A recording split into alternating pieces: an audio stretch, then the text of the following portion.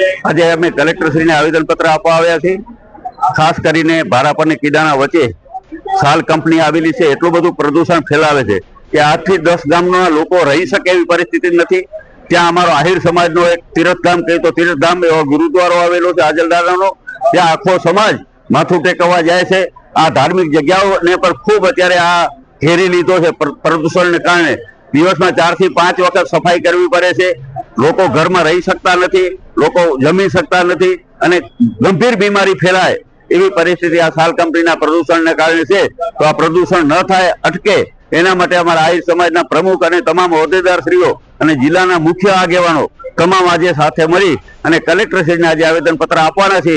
અને ખાસ કરીને આ કંપની કોઈ પણ ભોગે કાં તો એનો પ્લાન્ટ જ ખસેડી લે, નહીંતર આજુબાજુના 8 થી 10 ગામોને પ્લાન કરવું પડે એવી પરિસ્થિતિ ઊભી થઈ છે। તો આની ગંભીરતા લઈ વહીવટી તંત્ર કાયમી એનો ઉપાય થાય એના માટેનું પગલાં ભરે।